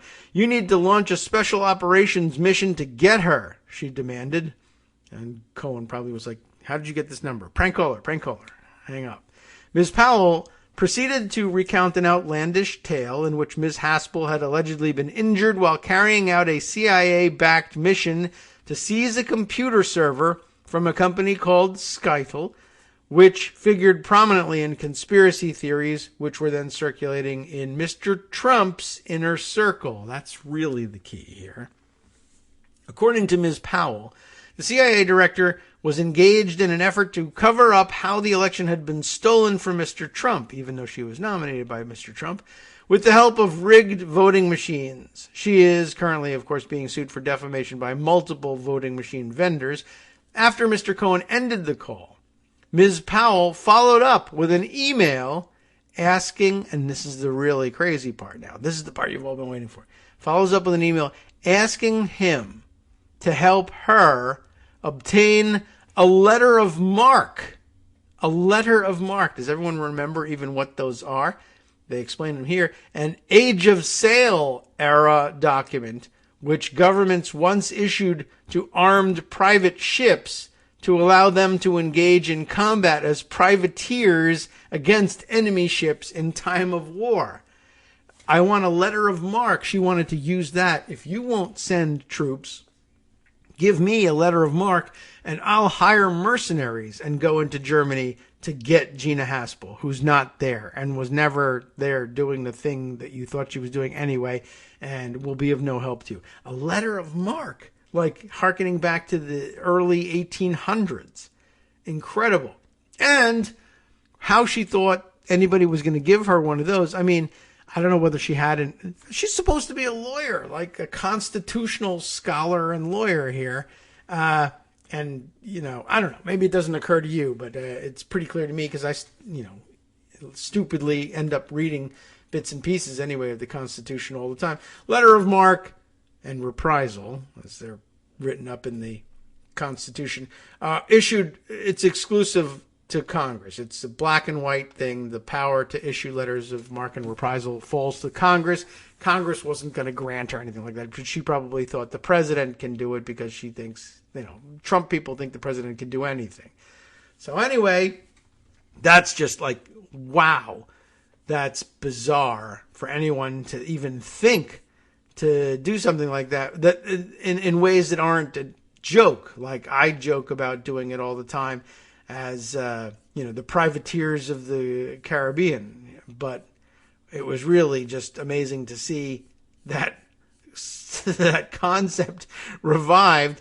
And, I don't know whether that got back to Trump or not, or whether it was Trump's idea or came from out of his inner circle or whatever. But the idea of allowing her into the Oval Office at that point. And by the way, thanks to Richard, He puts an interesting spelling to it. But look, if you want to find the guy on Twitter, I have to give you the name he uses on Twitter, which is R, like the letter R, like for Richard, as he claims, or R Fartknocker. That's what he uses. And then he spells it in the part where you can fill in anything you want to describe yourself. R Richard Fartknocker, like a Fartknocker, Pairtnochere. Very fancy. But the actual at address on Twitter, R Fartknocker, spelled just like it's supposed to be. And he said, I've got some mad Photoshop skills, and sent me very quickly a fun picture of Sidney Powell with a crudely drawn eye patch and thin mustache and I guess like Guy Fawkes-ish type cavalier mustache and beard, but very funny as a pirate, because she was looking for a letter of marque. Really unbelievable. There's a little bit more, and Feinberg does a good job telling everybody just how crazy this is by pointing out, according to Article 1, Section 8, Clause 11 of the U.S. Constitution, only Congress can issue such a document, and none have been issued since the War of 1812, in case you were wondering. Ms. Powell's bizarre request came at a time when Mr. Trump and his allies were becoming more and more desperate in their attempts to find reason to overturn the 2020 election. But this is still November. So she's extra desperate, extra early. Earlier that month, she had appeared at the now infamous press conference at the Republican National Committee headquarters alongside former New York City Mayor Rudy Giuliani to declare that voting machines in contested states such as Michigan had been designed using software developed on orders from deceased Venezuelan dictator Hugo Chavez with the aim of stealing elections, which, again, really should have signaled to everybody just how lost to the world she really was. But we let her function and go on and get people's phone numbers and come up with ideas for letters of marque and reprisal, etc., and then still almost became special counsel because she was able to get into the White House, get past the Secret Service. Enormous failing on the part of the Secret Service. They ought to be questioned about it. We ought to have hearings about that and ask, why did you not raise objections to letting these lunatics into the Oval Office? And the answer is there was already a lunatic in the Oval Office, so it didn't make any difference one way or the other. We figured that the two lunatics weren't going to shoot one another. They were birds of a feather, so why not let them in? The crazy old bat said, let the other crazy old bat in, and we figured they're probably not going to shoot one another. So go ahead. But, I mean, that's testimony I'd like to hear. Anyway, that's it, really, basically, for the story. And that was the surprise twist at the end. There's one more paragraph here that just says, such allegations, the Venezuelan, or the allegations like of Hugo Chavez having, originally designed the voting machines to be used for stealable, hackable elections. Such allegations formed the core of a lawsuit she would later file in a Michigan court in hopes of overturning the election results, but a federal judge rejected the suit and later imposed sanctions on her and other attorneys involved. And that was one of the suits that, one, she got in trouble with, and two, that Rudy Giuliani showed up to defend himself. Both Rudy Giuliani and Lynn Wood both said, I didn't have anything to do with this. I don't know. We're in this suit somehow, but shouldn't have been. She's crazier than we are. And I should never have been included in any of this. And it didn't work very well. But just in case you were wondering, she's apparently still licensed to practice law. So, what does anything matter, basically? YOLO, nothing matters if this can continue and she can continue to practice law. All right. I mentioned to you that there was news of the FBI raiding what's-her-face out in Mesa County. Well, it's time to find out what her face is, I guess. I have a ColoradoPolitics.com entry on the subject in front of me. FBI raids the home of Mesa County Clerk Tina Peters in election data breach investigation. There's also a super-secret fun surprise in this one.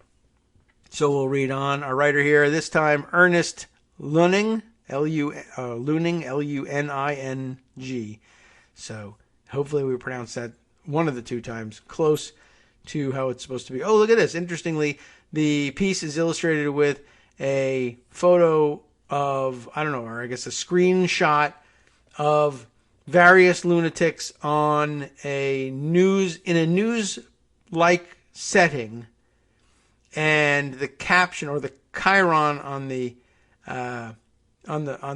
screen here gives away the game. It is from Lindell TV, like Mike Lindell, the pillow guy, and he's one of the four people in this picture. And just in case you were wondering about what they use for a logo, there is a little television that says Lindell TV in it, but it's also over a U.S. flag motif, but there's also a little cross in there as well. So hitting all the highlights, everything in there except Trump Jesus on a dinosaur. But anyway, I guess he did another recent crazy program where he put himself on, and I guess Tina Peters is one of the four lunatics on screen, along with Mike Lindell at this point. By the way, the rest of the chyron reads, use promo code B66 at mypillow.com to save up to 66%. So anyway, and I guess the host of the show is not Mike Lindell himself, but Brannon Howse, Howse, Brannon Howse Live on Lindell TV. So I guess he pays for Brannon Howse to run a program while he'll be a guest, and he's allowed to spew his crazy nonsense. So anyway, Tina Peters is on. That's the level of crazy we're talking about. Federal, state, and local authorities, though, searched the homes of Mesa County Clerk Tina Peters and 3 of her associates on Tuesday as part of an investigation into accusations the elected official was involved in voting machine security breaches, according to an official who helped conduct the searches. The FBI carried out a court-ordered search of Peters' home in Mesa County early Tuesday morning, leaving her, quote, terrified, which is how you ought to be left if you are a crazy nutbag. That's what Peters said anyway in her Tuesday night appearance on Lindell TV, an online channel run by MyPillow CEO Mike Lindell, a Trump supporter and proponent of discredited claims that the 2020 election was stolen. We executed 4 federally court-authorized operations today to gather evidence in connection with the investigation into the Mesa County Clerk and Recorder's Office. District Attorney Dan Rubenstein told Colorado Politics, we did so with assistance from the DA's office, from the 21st Judicial District, the Attorney General's office, and the FBI. He added that one of the searches occurred in neighboring Garfield County. Lindell said one of the homes raided by law enforcement authorities belonged to Sharona Bishop, a Garfield County resident and former campaign manager for U.S. Representative Lauren Boebert.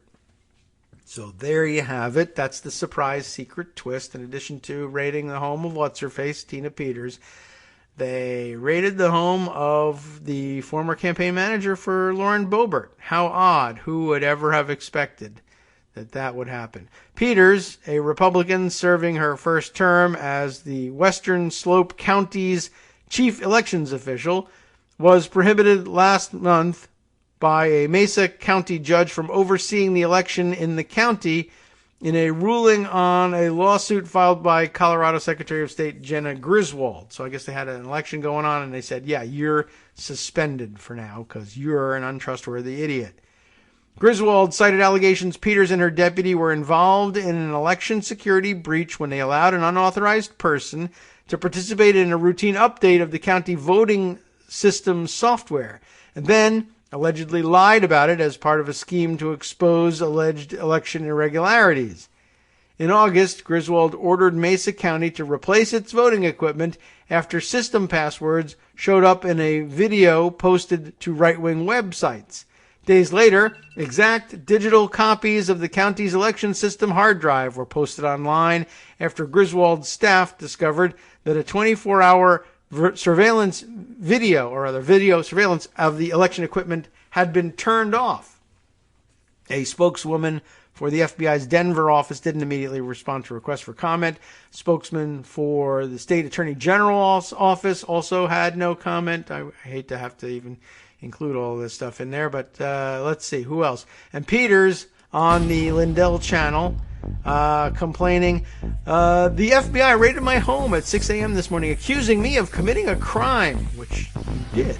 And they raided the homes of my friends, mostly older women. I was terrified. So trying to sort of play the, well, it's a woman thing. They were targeting the women. I don't know if that's really going to work. She added that authorities used a battering ram, destroying the front door of one of her friends' homes. Well, I suppose you can always get another. Hi, it's me, David Waldman, the same guy who was just talking to you a second ago. Our Patreon subscription drive is still going strong, with over 175 monthly donors who help keep us on the air. If we've helped keep you going during the pandemic, why not return the favor and help us keep going so we can all be together for the next disaster? Patreon.com, Patreon.com, makes it easy to make secure, recurring monthly contributions to support our show. Patreon.com/KagroX gets you straight to our donation page. Maybe you'd like to thank us for keeping you sane during the Trump era. Maybe you're looking forward to in-depth explanations of what's going on in the Biden administration. Whatever it is that keeps you listening, we need your help to keep bringing it to you. And hey, if you happen to prefer using PayPal or even the Square Cash app, we're up and running with those options too. Thanks again, everyone, for all your support. We literally could not do this without you.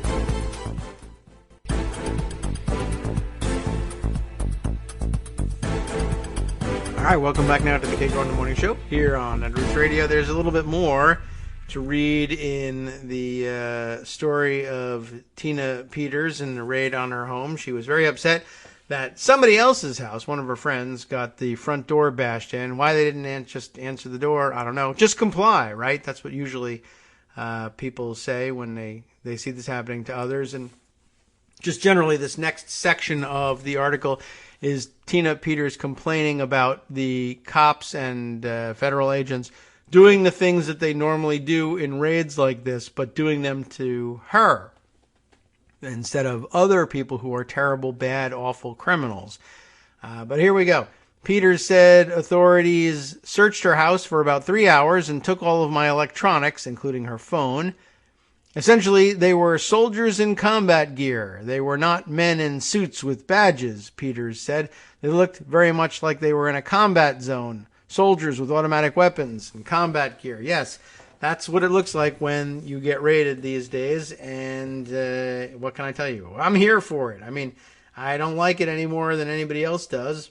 And if they one day raid me, I imagine they'll be dressed similarly. I'm not really sure that there's grounds to complain given how much time, I'm guessing, Republican like Tina Peters spent cheering that happening when the suspects were people she didn't know, or perhaps people whose skin tone didn't match hers, whatever it might be. Anyway, Peters has maintained that she is on a mission, probably from God, to uncover proof that the 2020 election was rigged, despite failing to produce any evidence that happened. An audit ordered by the Arizona Senate into allegations of election fraud in that state's biggest county found that Democrat Joe Biden, who carried the state, received more votes than had been reported in his official tally. You forget, perhaps, that was the outcome of that so-called audit. Peters appeared at a symposium in South Dakota in August, sponsored by Lindell, who later claimed he was helping keep Peters safe in various locations, including a Texas hotel, until Peters returned to Mesa County in late September and then was raided. So thanks for keeping her safe there, Mike. Colorado's Independent Ethics Commission on Tuesday moved ahead on an investigation into a complaint believed to be against Peters. The complaint alleges Peters violated a state constitutional gift ban by accepting flights on a private plane and other travel expenses from Lindell. I refuse to give up, Peters said Tuesday on Lindell's show. I'm more scared than ever for my life, but courage is the key when you do something in spite of fear. Okay, sure.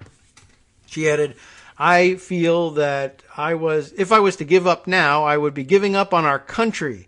You do the right thing and you see your government come down on you like that. This is the worst, it says worse, not worst, but worst nightmare you can imagine. The government, Peters added, is trying to intimidate her and others. They want to shut me up, shut me out, prosecute me, do whatever they can to villainize and demonize me just to cover up their dirty deeds, she said, adding, I can't unsee what I've seen. And that's, I guess, well, I don't know what to tell you. Well, what about if you never saw it in the first place? But you imagine, you can't unsee what you didn't see in the first place. I guess that's just as true as you can't unsee what you did see. Anyway, I don't think any of you doubted it, but that's the mindset. They still believe they're 100% right, and the fact that there's no evidence is just evidence of a government cover-up of the evidence. And if you don't believe me, just let me have a letter of marque and send mercenaries to Germany, where Gina Haspel isn't, to bring her back from a raid that didn't happen and force her to confess something she didn't do. Okay.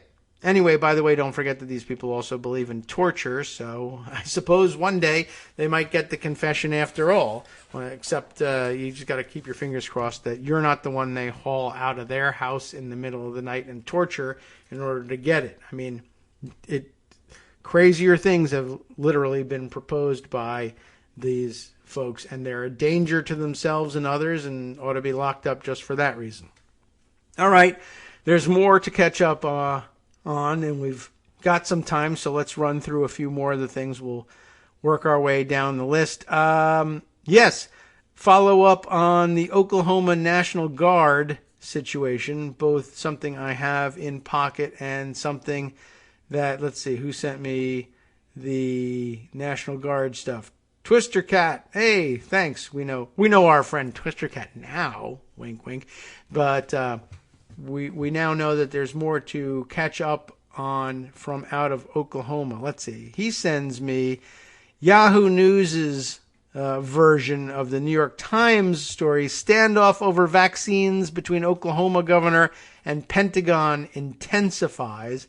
I have in pocket something from The Hill, which is, I guess, on balance, the lesser of the two sources. But Pentagon digs in on vaccine mandate for Oklahoma National Guard is their version. Do they link? I'm curious if any links that they have might go to the New York Times. If so, I will just skip over to there. But it doesn't look like it does. So, sometimes they do their own original reporting on things that have a Washington angle, like this might at the Pentagon. So let's read quickly through both. Ellen Mitchell, writing for The Hill, Oklahoma National Guard troops will not be allowed to avoid the military's COVID-19 vaccine mandate, the Pentagon says, but it is unclear who will hold them accountable to the rule and what punishments, if any, will be handed down. A Defense Department official on Wednesday reiterated... okay. Do you want me to announce this, Scott? I thought I might draw this out here. But I actually was fooled by it for a while. I don't think I ever made the connection, but maybe this will be, I can see why you would want to realize. I thought for a while that you wanted to keep it quiet just for fun. But Twister Cat, who I keep referring to as our Twitter friend Twister Cat because he is on, and I think for a long time I didn't know that it was the case, but now I do, and then I thought we were just going to have some fun with it and pretend I didn't know anymore. But that's Scott Anderson, so we might as well say so. And if you feel like it, it would be a good idea, I think, follow along on Twitter. You'll Twister Cat, not with any weird spelling permutations, I don't think, right? Just all one word, and that's Scott. And this, I guess, you could consider it another avenue into influencing what happens in the show. If you can talk Scott into it, I don't know. I don't know if I take his advice all the time. Anyway, Twister Cat is our own Scott Anderson. So he sent this along. He sent the New York Times article, of course. I picked up the Hill one, but I guess he sent it along because he knew we had spent some time on it, and he had special reason to know that we had spent some time on it. All right, So where was I? Oh, yes, right in the Hill article. A Defense Department official on Wednesday reiterated the department's message that it has the authority to mandate vaccines for troops in the name of medical readiness, a response to Oklahoma leaders who have stood firm in their vow that they will not enforce the vaccine mandate for their Guard members. Defense Secretary Lloyd Austin can establish a medical readiness requirement that applies to members of the National Guard, the official told reporters, adding that if members fail to maintain such readiness, it could jeopardize their status in the National Guard. I was thinking that might be a way at them, and to say, well, if you join the National Guard, for instance, to pay off your college bills or to give you some extra income or whatever reason you might have joined the National Guard, you stand to lose that if you don't meet military readiness requirements. And maybe that's the path to get people to comply with the mandate. Anyway, it goes on to say, whether or not a governor enforces the mandate, under his or her own authority is another matter, but it in no way relieves members of the National Guard from compliance with medical readiness requirements established by the Secretary of Defense and the secretaries of the military departments. Austin announced in August that the coronavirus shot would be mandatory for all troops, and in mid-September placed the mandate into effect, though the deadline to receive the inoculation varies by branch. Did you know that? The National Guard's deadline is June 30th. Really, that's way out there. But the Air Force and Army require Guard airmen and troops to comply by November 2nd. Aha. Okay. And November 2nd for the Air Force and December 15th for the Army, to allow them to be mobilized on federal orders. The Oklahoma National Guard went rogue, however, when earlier this month it rejected the mandate after Oklahoma Governor Kevin Stitt, a Republican obviously, unexpectedly ousted its previous head. In their place, Stitt appointed Army Brigadier General Thomas Mancino to serve as the state's adjutant general and National Guard commander. He then directed Mancino to pen a memo that stipulated no member of the Oklahoma National Guard will be required to get vaccinated. So he directed him to do that. Are we just asserting that outright? Okay. At the center of the issue are two separate laws. Title 32 of the U.S. Code, which stipulates that the state or territory's governor holds the power to mobilize their Guard members unless those troops and airmen are activated for a federal mission, and Title 10 of the U.S. Code, where the president can mobilize the Guard, placing them under federal authority. Stitt's reasoning is that as head of his state's Guard, he holds the power to enforce policies while troops are on state duty. Until a Guardsman is activated under Title 10, they follow the lawful commands of the governor of the state of Oklahoma, who has not mandated the vaccine for Oklahoma Guard members, the state's Guard said in a statement on Saturday. But Pentagon Press Secretary John Kirby said Tuesday that Guard members, while under Title 32, still must meet federal requirements to go to schools, train, and deploy. The Secretary has the authorities he needs, obviously, to set mission requirements for defending this nation, and the vaccine mandate is within those authorities, Kirby told reporters. It's still unclear, however, how the Pentagon can force Oklahoma National Guard members to get vaccinated and how it can hold troops and their chains of command accountable. I'm not going to speculate on how any actions might actually be taken by the department in the future, the defense official said on Wednesday. Now let's see whether there is anything different in the way the New York Times tells this story. Although, where did I park the damn thing? Let's see. Okay, well, it's always over in Twitter. There we go. Oh, yes, I had opened it. The reason I can't find it is because it was under the Yahoo News banner, right? But it was a New York Times original piece. Standoff over vaccines between Oklahoma governor and Pentagon intensifies. Let's see if there's anything else in this one. Jennifer Steinhauer writing this one. Oops, and I've clicked on something and gone to a different page. Let's see. Standoff between the governor of Oklahoma and the Pentagon over the vaccine mandate has turned into a stormy test of federal power as President Biden moves to require vaccinations for a broad swath of the American workforce. There's the replacement of the adjutant general with Mancino. The order I issued came directly from the governor. There you go. So now it's out there. That is the lawful order to the men and women of the Oklahoma National Guard, Mancino said in an interview, adding that he had been vaccinated, just in case you were wondering. Pentagon officials said Wednesday that failure to follow the valid medical readiness requirements could jeopardize the status of service members who could face dismissal or other punishment. The officials insist that STIT has no legal standing, although experts on the obscure laws governing the National Guard disagree. They note that unless National Guard members are federally deployed, they are under the jurisdiction of the governor and therefore not subject to federal mandates.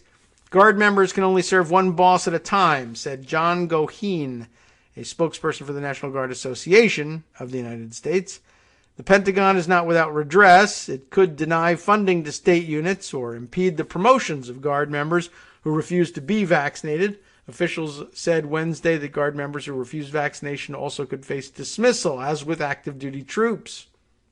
Oklahoma may be able to take this step as a legal matter, but there are definitely things the federal government can do in response that might make it a painful Pyrrhic victory, said Eugene Fidel, Fidell, an adjunct professor at the New York University School of Law. The governor and state adjutant general thus might find themselves commanding some very unhappy personnel. The Pentagon is bracing for some other states to follow Oklahoma's lead. None have so far, but many are believed to be closely watching the situation, which could become the subject of lawsuits. This could be contagious, Fidel said. National Guard troops have been caught in the political crosshairs over the years, such as in 2018, when several governors said they would withhold or recall their troops from the border with Mexico when the Trump administration separated children from adults who illegally crossed into the United States. In 1986, several governors balked at sending Guard troops for maneuvers in Honduras that President Ronald Reagan had ordered. But these are rare conflicts in the military, and they never have centered on vaccine mandates, which have existed for decades. The Oklahoma standoff, while limited in scope, shows the headache Biden faces as he pushes a January 4th deadline for large companies to mandate coronavirus vaccinations or start weekly testing of their workers. The new rule, which applies to companies with 100 or more employees, would cover about 84 million workers and is already facing fierce resistance. Stitt is one of several Republican state officials who have been resisting Biden's vaccine mandates covering federal employees and contractors. Some governors who have been more resistant to mandates have declined to join Stitt. I took an oath and I intend to do what I promised the country I would do, General Thomas Cardin, the head of the Georgia National Guard, told a local reporter last week. It's cut and dry for us. Spokesman for the National Guard in North Dakota and Florida, whose governors oppose vaccine mandates, said they were following the Pentagon order, while officials in Texas were more vague. The decision whether or not to receive a vaccination is a personal matter. Each soldier and airman must weigh. The Texas National Guard provides the resources necessary for each service member to make informed decisions, an unidentified spokesperson said in response to an email inquiry. The official added that the state's Guard members would be subject to a mandate only when they were serving in federal status, suggesting that Texas could be following Oklahoma's lead. While a vast majority of active duty troops have been vaccinated, the percentage of those in the National Guard has lagged averages for the civilian population. In Oklahoma, 89% of airmen in the Guard have been vaccinated, while only 40% of Army Guardsmen have had shots. Mancino issued his memo a day after Stitt dismissed his predecessor, Major General Michael C. Thompson, a proponent of vaccines. Thompson told the New York Times that the governor offered no explanation and that his firing was political. There's not another reason for it, he said. Okay, so 2 informative articles added side by side on that front. Thanks, Scott, for contributing that as well. Let's see. Other things to include, just sort of cleaning out Pocket from the top down in reverse chronological order. This is an interesting story, and I think this probably came in by way of Twitter as well, although now I'm not certain whether where I grabbed this from now that I think about it. But okay, something to keep up with. From NBC News, we have the news that okay, now I remember where it came from. I think this is something that Joan mentioned and that we didn't get to, but that she had heard about and shared the story about so that I could continue with it later on. The governor of Iowa improperly using $450,000 in COVID funds for salaries, according to an audit. And I guess it wasn't entirely out of bounds that it be used for salaries, but apparently not reporting how the money was used until you were caught by reporters was the big deal. State Auditor Rob Sand said in a review of the state's payroll system that his investigation shows the money was used to pay the office staff for Republican Governor Kim Reynolds. How interesting. So Associated Press originated the article. We have it from NBC. A state audit report on government spending released on Monday accused Iowa Governor Kim Reynolds of using nearly $450,000 of federal coronavirus relief funds to pay salaries for 21 staff members for 3 months last year, concealing the spending by passing it through the state Department of Homeland Security and Emergency Management.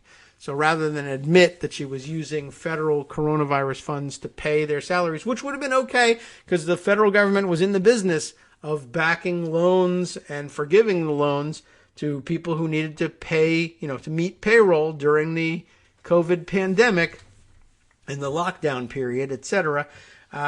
It would have been fine just to admit as much, but she decided to put on a show so that she could hide or perhaps later deny having made use of federal funds to do this stuff. And I don't know what the timing is, but maybe she didn't want to credit the Biden administration somehow for it. Or, it could have been earlier under the Trump administration. I'm not sure what she's trying to do here. State Auditor Rob Sand said a review of the state's payroll system shows the money was used to pay the Republican governor's office staff, but it's unclear why she had to take federal money to pay the salaries. What is not clear is why these salaries were not included in the governor's budget set prior to the fiscal year and prior to the pandemic, he said in the audit report. Based on this information, we conclude that the budget shortfall was not a result of the pandemic. Sand said he asked Reynolds' office twice for documentation to support the spending and was told the governor's staff members during March, April, and May and June of 2020 were fully focused on responding to COVID-19 and protecting Iowa, but never provided proof of the expenditure on the COVID response. He wrote Reynolds' office in October telling her that paying staff salaries without proper documentation likely wouldn't get federal approval, but said they ignored his suggestion. Sand said he requested information from the Department of Homeland Security and Emergency Management and was initially provided a spreadsheet listing the governor's employees with the section labeled FY 2020 shortfall and the amount of $448,448.86. A subsequent version was sent to him in which the section title was amended to COVID-19 personnel costs with the same amount of money. That spreadsheet that shows that they changed the headers to basically, instead of say shortfall, to say COVID-19 is a pretty big deal, he told the Associated Press, suggesting that the attempt by Reynolds' administration to conceal the use of federal money was to fill a salary gap. Alex Murphy, a spokesman for Reynolds, said in a statement that the U.S. Treasury Department has allowed the use of coronavirus relief money to reimburse salaries for governors. During this time, the governor's staff spent a vast majority of their time responding to the pandemic. In fact, many members of Governor Reynolds' staff worked 7 days a week out of the state emergency. Not out of the state, but out of the state emergency operations center to provide direct support to Iowans, the statement said. This has always been our justification for the expense. We're now working with the Treasury to provide them with documentation per their request. Reynolds earlier addressed the issue in September at a news conference after Laura Bellin, publisher of the liberal-leaning online blog Bleeding Heartland. Yes, we know Bleeding Heartland very well and follow them on Twitter as well. Know them from that whole Netroots thing. But Laura reported on the issue after seeking documents through Iowa's public records law. Awesome. How do you like that? So congrats for getting yourself involved in that story and generating this news.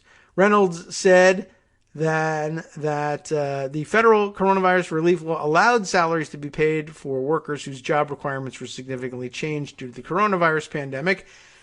CARES funding can be used for salaries. That's very clear in what the allowable allocations are, she said. Why hide it then? I guess is the real story. Sand said his office looked further into the spending because the Office of the Inspector General requested an inquiry.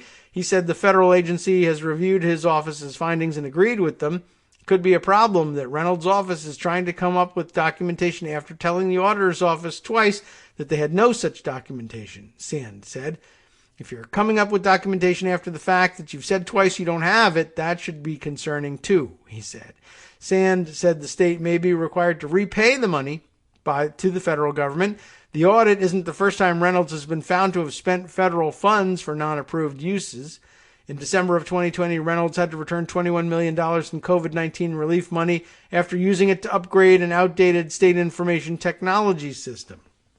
The funds were initially allocated for payments related to the state's contract with Workday, a cloud-based human resources finance and planning system being implemented to modernize the state's IT infrastructure. Of the allocation, $4.45 million had already been spent. Reynolds said U.S. Treasury officials initially assured the state the Workday project was an allowable expense, but has now determined the payments were not allowed expenditures under the Federal Coronavirus Aid, Relief, and Economic Security Act, or CARES. Okay, so apparently not something she's done just once, but twice. And no surprise that it would be COVID money, which she doesn't probably believe in, that she would be stealing to use for that purpose. Speaking of Iowa, if I remember correctly, I think we saw last night that Iowa jumped into the top 10 among the states for COVID infections per million residents in population, displacing Florida from the top 10 for the first time in a little while and taking the number 10 spot behind North Dakota, Alaska, Tennessee, Wyoming, South Dakota, Utah, South Carolina, Rhode Island, moving back up. They had been bumped out a while ago. Montana, and then Iowa. So, I don't know, if Florida follows Rhode Island's lead, you can be bumped out of the top 10 and then find your way back in. Easy enough to do these days with the highly infectious Delta variant, I guess, still hanging around, and who knows what else might be out there. All right, one more thing I'll throw in here just to knock off one of the top things parked chronologically in Pocket. And since we're still talking about the infrastructure bill and people taking credit for stuff that they opposed initially, we now have a similar issue developing, this time for the Build Back Better Act. Michael Grunwald circulating this note using the tweet of the American Farm Bureau back on Tuesday. They were tweeting, "The Build Back Better Act would hurt rural America," says the American Farm Bureau. "We urge lawmakers to find common ground and work in a bipartisan manner to address the challenges facing our nation." They have a link. I don't know whether that does any explaining as to why they think it would hurt rural America, or if they just continue to say it will, and so therefore something, vote against it. But they have a whole write-up here. Build Back Better Act would hurt rural America is the claim. I don't know. We don't really have time to sort all the way through it, but I do want to read you the first paragraph because there's a funny name involved. The American Farm Bureau Federation sent a letter to the U.S. House of Representatives today stating its opposition to the Build Back Better Act, the reconciliation package, of course. President Zippy Duvall, that's the name of the president of the American Farm Bureau Federation. How do you like that? Zippy Duvall commented on the Build Back Better Act, saying something, we watched the back and forth, contentious partisan debate, and so therefore something. Now, it doesn't say what it is that would really harm them, but Michael Grunwald does have something to add to this, which is to say the farm lobby has now come out against a bill with huge money, huge dollars in it for farmers because it's a Democratic bill. But Democrats won't remove any of the huge amount of money for farmers, thereby ensuring that the farm lobby can continue to oppose anything that Democrats try to do without consequences. A good point. And maybe if they're so upset about the whole thing and everybody thinks that everything could be inflationary and the price tag is too much, well, I got some suggestions about what might come out of the bill. Although maybe that's exactly the sort of attack they're hoping to provoke to then be able to get rural Americans to oppose it and then vote against Democrats when the next election comes around. But we learned today that they won't be appeased by the fact that there is all this money that's going to them either. Interesting comment here from Zippy Duvall. While some elements of the reconciliation package would benefit agriculture, and who cares about that? The massive amount of spending and tax increases required to pay for the plan outweigh the gains we would see in rural America. We appreciate House efforts to protect farmers and ranchers by leaving key tax provisions untouched. Thousands of small businesses, however, would still be affected by the tax increases, forcing them to pass increased costs to families across the nation. I mean, it's a macroeconomic argument, but a little tenuous for them, especially when they are on the dole in a big way in this bill. But if you're worried about the spending and inflation, you could cut that out, but you know how Democrats do things. They say, we're not going to target people for reasons like that. We're here for everybody. And then they'll punish us for it From later. networksradio.com, you have been listening to Kagro in the Morning with David Waldman. And now it's time for you to be listening to Justice Putnam with West Coast Cookbook and Speakeasy right here next on Netflix Radio. What's he got in charge? Well, more on the wacko county clerk out in Colorado, that's for sure. Plus, Iran-backed hackers accused of targeting critical U.S. sectors. Find out more next.